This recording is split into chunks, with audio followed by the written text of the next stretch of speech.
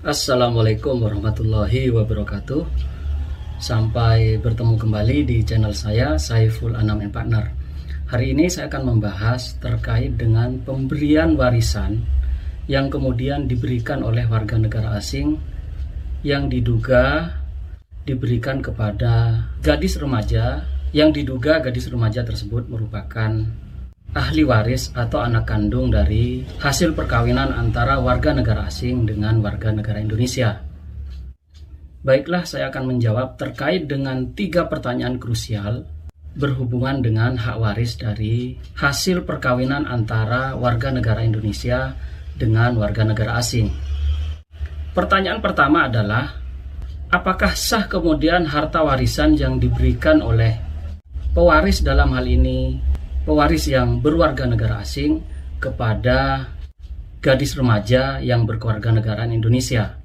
Maka menurut saya hal tersebut adalah sah, karena sesuai dengan pasal 852 KUH Perdata disebutkan bahwa pada prinsipnya hak waris itu tidak mengenal adanya kewarganegaraan maupun jenis kelamin dari penerima waris. Artinya terkait dengan pertanyaan yang pertama terhadap pemberian waris oleh pewaris yang berkewarganegaraan asing, maka menurut saya adalah sah sesuai dengan pasal 852 ayat 1 dan ayat 2 yang masih berlaku hingga sampai dengan saat ini. Pertanyaan yang kedua adalah, hukum mana yang kemudian berlaku terkait dengan pemberian waris kepada anak gadis yang kewarganegaraan Indonesia? Maka menurut saya hal tersebut harus dilihat kasus per kasus.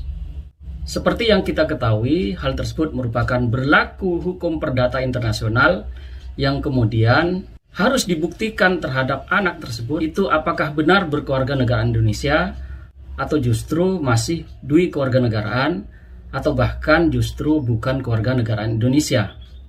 Seperti yang kita ketahui bahwa hukum perdata internasional terkait dengan hubungan hukum perkawinan campuran itu masih mengacu kepada baik hukum waris Islam, hukum waris perdata, dan hukum waris adat. Untuk itu tentu hal ini harus ditentukan terhadap anak yang bersangkutan apakah kemudian dihasilkan oleh atas perkawinan antara pasangan yang beragama Islam dengan beragama Islam atau kemudian beragama Islam dengan beragama non-Islam.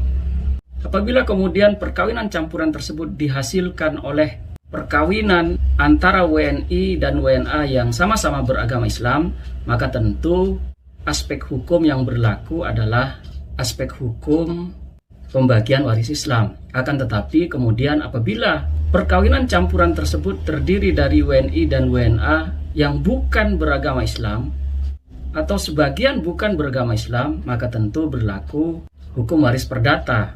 Untuk itu saya menyimpulkan bahwa pembagian terkait dengan hak waris gadis remaja tersebut, maka pembagiannya itu berlaku sesuai dengan hukum yang berlaku di Inggris.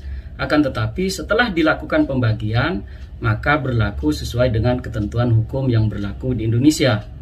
Tentu anak gadis tersebut selain menerima pembagian juga mewajibkan bagi yang bersangkutan untuk membayar pajak-pajak yang kemudian harus ditanggung terkait dengan penerimaan warisan sesuai dengan ketentuan hukum pajak yang berlaku di Indonesia. Pertanyaan ketiga adalah, dapatkah ibu kandung dari anak penerima hak waris tersebut itu kemudian dapat menerima warisan? Tentu baik hukum waris Islam maupun hukum waris perdata itu sama-sama memberikan hak waris kepada ibu kandung yang kemudian melahirkan dari anak gadis yang kemudian akan mendapatkan hak waris tersebut. Untuk itu, terhadap ibu kandung dari anak gadis yang kemudian akan menerima hak waris dari warga negara Inggris tersebut, maka tentu dia juga harus memberikan bagiannya kepada ibu kandungnya sesuai dengan ketentuan hukum, apakah hukum waris perdata ataukah hukum waris Islam.